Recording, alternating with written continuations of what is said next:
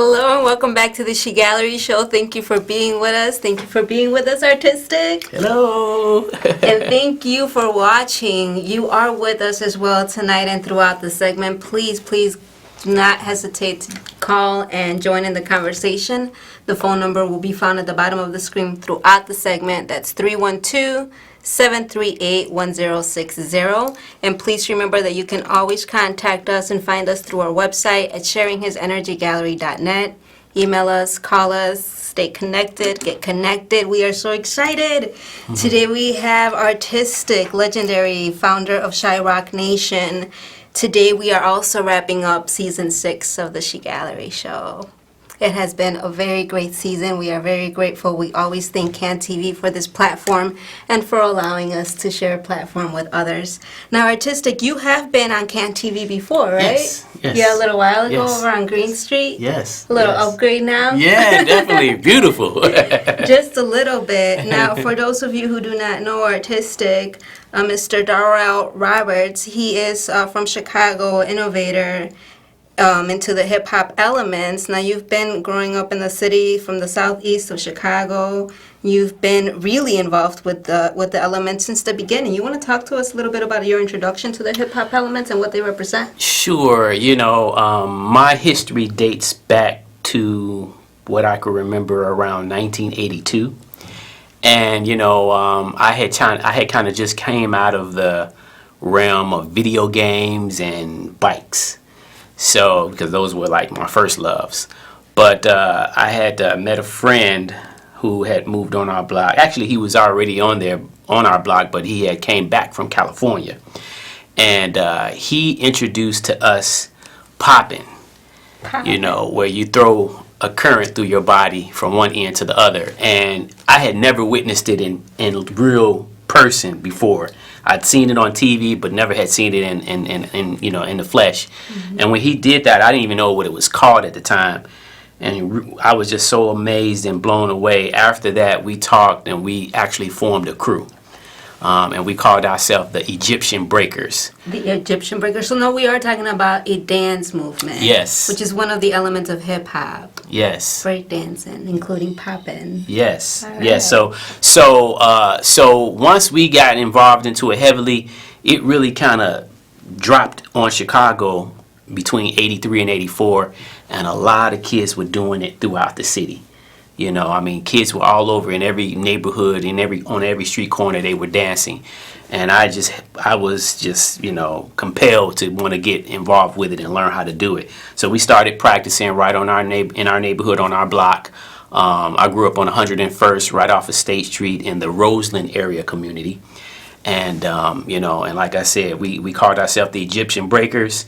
We started practicing, and we would go around in the neighborhood and battle other crews, and it just began to blossom, and that was the first element that introduced me to hip hop. Nice. So this is in 1982, and shortly after, in 1985, you formed She Nation.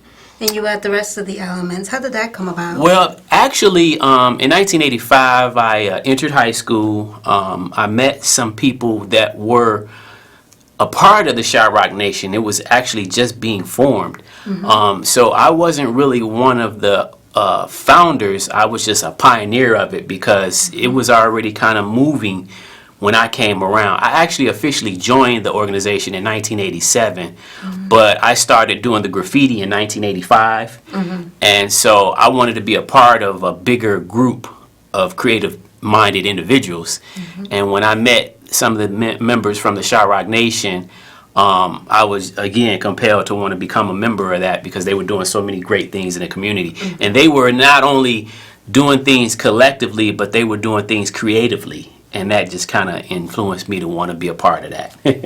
Collectively. Yeah. All right. So since you've been representing She Nation, and tell us one of the things that you started off with as far as keeping the movement alive. You said you wanted to keep this movement alive.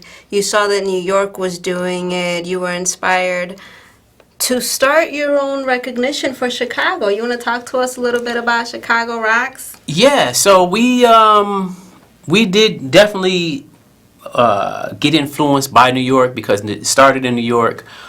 Certain things, you know, the nucleus of hip hop started in New York, but we wanted to actually form our own identity. And so we wanted to develop our own style and be unique in how we done it. So that led us to coming up with the concept for the Chi-Rock Nation. And what that simply means is Chi is short for Chicago, and then the ROCK means respect our creative kind. So that's where it all came from. And, you know, and we were trying to emulate a lot of what the Zulu Nation was doing that originated in New York, but just from the Chicago perspective. And it actually turned out to be a success. So we continued to keep it going. And we recruited. We started recruiting. And our motto was, as long as you love hip hop, that's all that matters. If you know, and you want to just move and learn how to get fresh, that's all. Those were the only requirements. Mm-hmm. So we wasn't, you know, it wasn't based on skin color or what neighborhood you from. We have upward right now, well over 1,000 members around the world. Wow. So, you know, and it started right on the southeast side of Chicago. That's amazing. You want to talk to us a little bit about the Zulu Nation and the importance of the Zulu Nation to the hip hop? Well, yeah, I mean, the hip hop family. We again was influenced by New York, particularly African Bambaataa, who is the founder of the Zulu Nation in New York. He had the concept to come up with to start a creative organization full of artists, and it continued to be successful. And it began to branch out. That's why they call it the Universal Zulu Nation, because it's worldwide as well. Mm-hmm. But it's even older than us. They started in the 70s, around 73, 74. Yeah. Just for some of you that don't know, Africa Bambaataa, he used to be a gangbanger, and he actually won a competition where they sent him to Africa. And he learned about his roots, and he learned about the gods. And he said, oh, I don't want to do this. I need to come back and teach this. And there started that movement. So the Zulu Nation is something to really respect, to look up to, that has really evolved a movement that continues on, whether we realize it or not. Each time that you listen to hip-hop and that you're involved with these hip-hop elements, that's where it roots from. So It roots from the history, from the knowledge, from somebody that came out of a bad experience with gangbanging. Yeah. And here we are. Yeah. And to be honest, I mean, that is definitely the roots of hip-hop, not only in New York, but here in Chicago. I mean, Chicago is well known for gangs as well. I mean, we're right up there with New York. Well, always talking about it. Yeah, and we've had a lot of bad experiences here in Chicago too. Mm-hmm. But hip hop gave us something more positive to look at. I mean, California has a lot of gangs, New York has a lot of gangs, and just so with Chicago. But with hip hop, it kind of said, you know what, take that and put that over there. We're going to focus on something a little bit more positive and something creative to come up out of the youth from the neighborhoods in Chicago. That's so important. Yeah. And that's why we continue to focus on the hip-hop elements and that importance. A lot of times we talk about these gangs because they respect them, you know. Mm-hmm. You could have been battling in the streets. You could have been fighting for property, as gangbangers do. Instead, you were battling to be the best breaker, right, to be the best popper. Right. And here we have Chi-Rock Nation, which is a nonprofit. Here we have established in 1985. You joined shortly after, a pioneer, and you continue to help the community. You want to talk to us a little bit about what Chi-Rock Nation has done since 1985? Yes, you that know, continues to do today for our community. You know, when I first became a member, I was so intrigued with the love that the members had in the organization back then. And mind you, back then we were all of us were kids ourselves, you know, and so we didn't really have a lot of business mindset, but we had love for art. And so I like the way it embraced people to come on in and say, you know, get down with the crew, join what we're doing. We're going to paint here, we're going to dance here, we're going to do that, we're going to do this. And so as we continue to develop over the years, even up until today, where we have our website finally now, and we're working with, you know, other youth now, where, you know, these youth remind us of us a lot of days, you know, and it's rejoicing, it's rewarding to be able to see. I mean, this year we helped over 200 families with their kids. Yeah, thank you, to go back to school, providing school supplies for them, and you know, and that's something that we never had back when we were kids. You didn't have that, and then you're also, you guys also work with toy drives, which will also be coming up, and continue to help the community.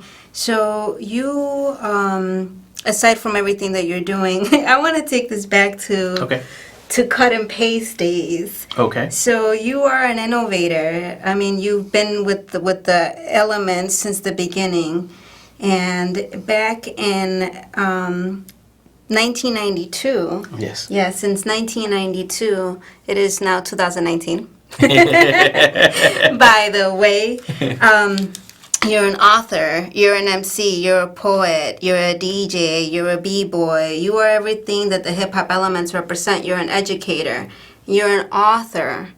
And to become an author, you had to start where you were at. Mm-hmm. Mm-hmm. And that's just writing. You know, who knows how to write? You have a teacher, learn how to write. And then you had these ideas, and you wrote them down.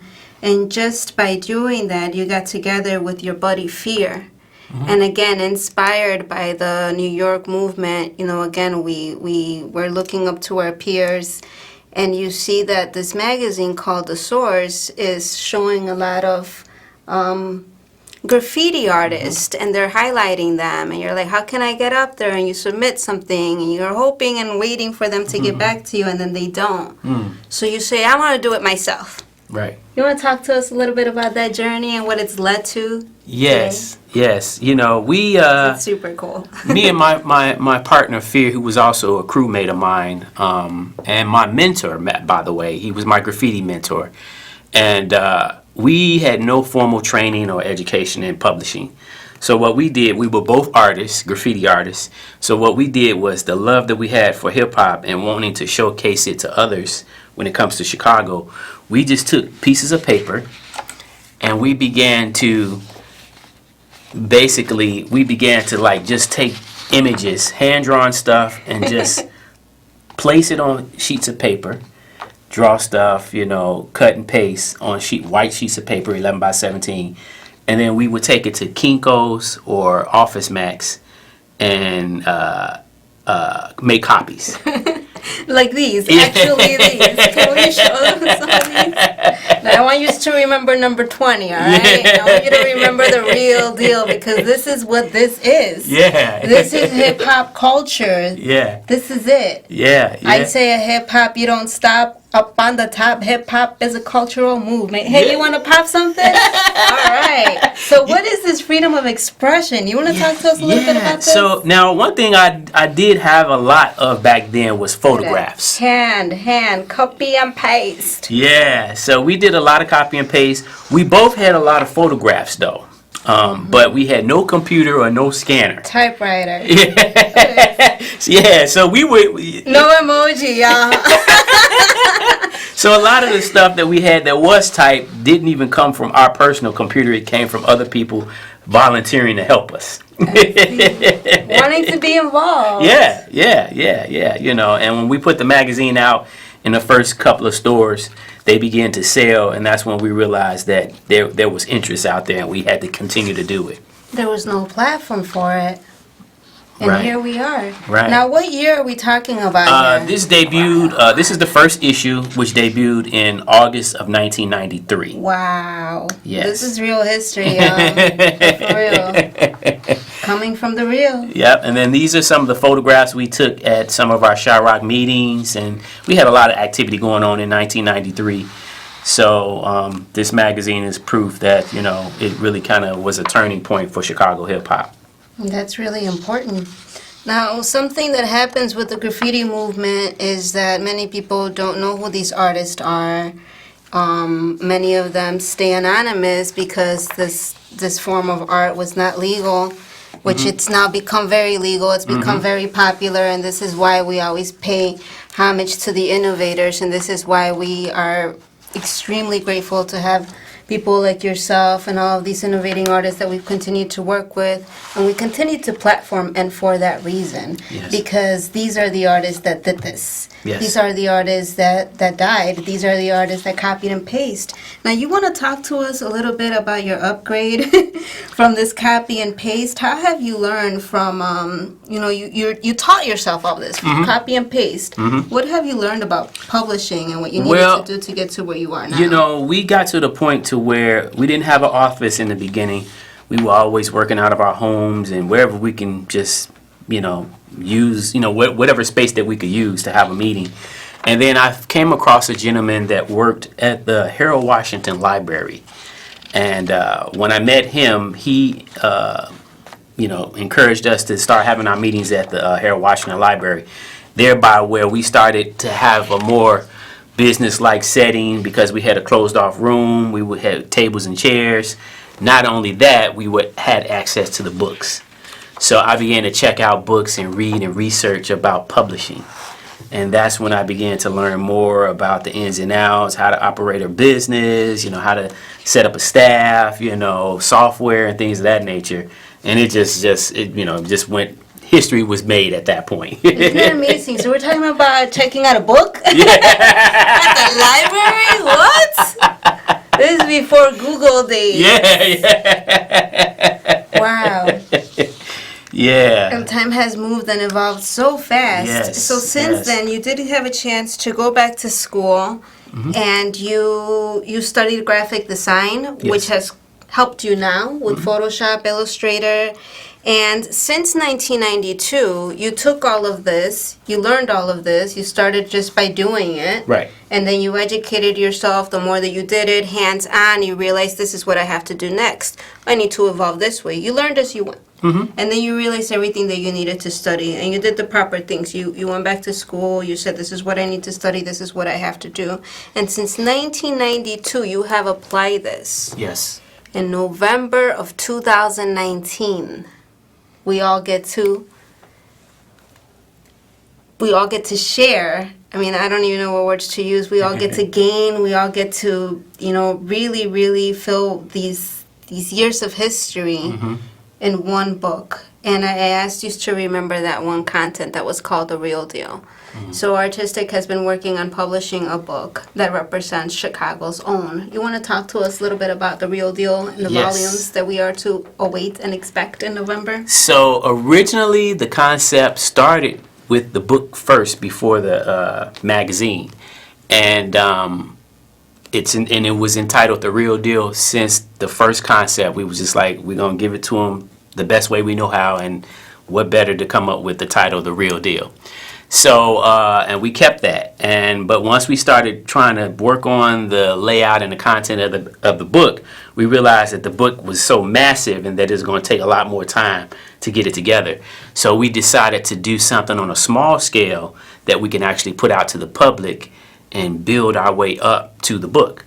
And that's when Chicago Rocks came out. And, that idea was born from the original concept of The Real Deal. And it was on a smaller scale, so we were able to kind of issue it out and distribute it and sell it on the streets, sell it in stores, generate a little revenue, and then learn the business at the same time. So, but now, like you said, it's 2019. I had actually given up. My partner had left Chicago, and he's no longer currently living here in Chicago. And so I had a little set staff of people during the time we was doing the magazine, but then I kind of left the scene, started dating, got married, and, my life just kind of changed, and I kind of took a leave of absence for a couple of years in terms of hip hop. So I kind of thought to myself that I wasn't going to be able to do this because I wasn't really acclimated in the field anymore. But then when I came back out and I started looking on Facebook, and I'm like, man, I got to learn all this new stuff. This is the 2000s now, and everything is different. And I remember my wife was telling me, get on Facebook. And I finally did, and I started messing around, and I would see all these posts. And I started saying to myself, I got to learn how to get back out here and get connected. So, I decided around 2015, I came across one of my old partners and crewmates named Scope. And at that point, me and him started talking, and he started encouraging me. I started encouraging him, and we decided to kind of rebrand and rebirth some things up under the Chirac umbrella, and then that led me to thinking about getting back on the project of The Real Deal. Thank God for that and for your wife. Can you tell us what that was like to live without hip hop for that little while? It was, I mean, life with family is great, but it's somewhat of a void when you don't have hip hop, especially if you're a lover of it. And for me, I lived and bred hip hop on a regular basis. So when I kind of left it, so to speak, for that temporary time, it was kind of boring. Yeah. It was life was great to be alive, but it just wasn't the same without hip hop. It's fulfilling, and thank God that you came back and now you get to share this history with all of us. Yes. Which is really, really special. So when you did come back, you mentioned that one of the things that influenced you to get back into this specifically was social media. And I believe that social media has played a very important part also in the need to cultivate this history. I always go back on our focus of keeping the grassroots history alive because many people are misinformed by what graffiti is. Our last season, we were very grateful to have Trickster, who is considered the godfather of graffiti here by some, by most maybe. Very well respected, and he showed us exactly how graffiti has evolved and where it came from. And we focus back on the fonts. It is a design of the fonts. If you're not working with that, if you're not working with the letter, it's not graffiti. Just because you're picking up a spray can and making spray paint art does not mean that you're making graffiti. Back in the day, in the 90s, Krylon, the Rustos, that's what you were working with. And it has been this medium, the 94s and cans like that have made it more accessible. Now you can spray indoor sugar, and it's great that it has evolved, but it's also very important to understand the history. Yes. We do have a caller. Caller, you have a question or a comment? Yes, Artistic, how are you? Hello, how's it going? Good, this is empty. I wanted to first thank you for your years in service to the graffiti community and inspiring us younger guys and generation to keep going. But my main question is, can you elaborate on the B's and Q's? I didn't hear that question. Can you elaborate on the P's and Q's? The P's and Q's. Oh, you said the B's and T's? Yeah. Oh, B's and T's. Yeah, so that was a spot that I founded back in the 1989 when I first went to college over there. It was an empty area of wall space over there, and when I would go to school, I would ride the bus and I would see these walls, and I just thought, man, this is a nice little space kind of hidden over here in the corner. It'd be nice to paint. So around 1991, me and my crew, we actually started painting over there. My crew is BASF, BASF, which stands for Baddest Artists Still Freestyling. And once we started painting over there, we began to start inviting other artists from Chicago, well-known artists or new beginners. It didn't matter. We wanted everyone to just come out and enjoy the area of paint, because it was multiple sets of walls down there, and there were also freight trains down there as well, so you can just come down there and take your pick. But it became an outdoor gallery, and it was a lot of fun. I haven't been there in years, but is it still up, you think? I have not been over there in quite some time myself. I guess the only way to find out would be to take a trip there. But it was located over on like 100 and First and Woodline. Yeah, I know we would go over the bridge to check if they were laid up, the boxies. I've hit it there a couple times. Yes. Magical place. Yes. But thank you. Thank you, No and problem. thank you for calling. That's another legendary, innovating graffiti artist from Chicago. That's MT. Yes. Thank you for calling. And Nice. thank you for all of your support. Yes. Yes. I had the great pleasure of meeting Artistic at this art exhibition that we've talked about. Yeah. You like my scarf? Oh, beautiful. And that was a Severe Initiative show that was just showcasing some of the best Chicago and New York legends. And it was there that we got to talk about this book. And you have some pictures to share with us. You want to share some of these pictures? Yeah, so these are some of the photographs. Some I took myself and some others took, and I just made some prints. Here we go. This is a current one of the legendary Scheme. From New York. Hope you're watching, Scheme. Yeah. So Scheme was definitely one of the individuals that inspired me back in the day, back when Subway Art came out in 1984, and when there was no internet, and that book was like a Bible to a lot of us writers. Yes, and we continue to have this conversation. Yes. For those of you who don't know, Subway Art was a book that captured many photos by Martha Cooper, and because there were no photographs and no pictures allowed in the subway, and people usually, when the pieces would get buffed, it was very rare that you would be able to capture a photo. So having somebody like Martha Cooper, this photographer, capture all these images in history, this is legendary. Yes. Moving on. Yes, What else do we got here? I like to take pictures of hip hop celebrities, Nice. especially people that I felt inspired by. This is Boogaloo Shrimp, who one of the For popping. those of you that don't know. Yeah, one of the old school popping cats from California, who was a part of a group called the Electric Boogaloos, and he also played a role in the movie Breakin'. For those of you And who Breakin' don't Two. know, Yeah. probably very few of you.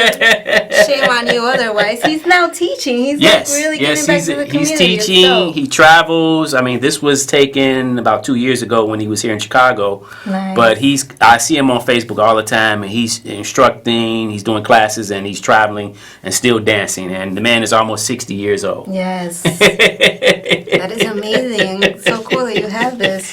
What else do we have here? Here is another one of my influences, Mr. Wave from the New York City Breakers. Nice. And got the chance, the privilege to meet him. His group, the New York City Breakers, I was a part of their fan club back in the 80s, back 83 and 84. And I always wanted to meet them and never thought it would happen. And now I can say I achieved it. Nice. What else do we have here? We only have a couple more minutes, so let's show some of the best. And while you're looking for some images, why don't you share some words of inspiration that you like to maybe share with the public? Okay. If you have any words. Here is one that I recently did. Here's a piece that I recently painted for a falling graffiti artist. His name was Fear. Not my partner and crewmate Fear, but it was another Fear who spelled his name F-E-A-R. Rest in peace. And he was a part of a crew called the the All City Riders, ACW. And we just recently lost him, so we did an honor and tribute wall for him. Yeah. Yeah. Let's see. This is one that brings a lot of memories back. We got a chance to participate for the first time in the CTA competition back in 1994.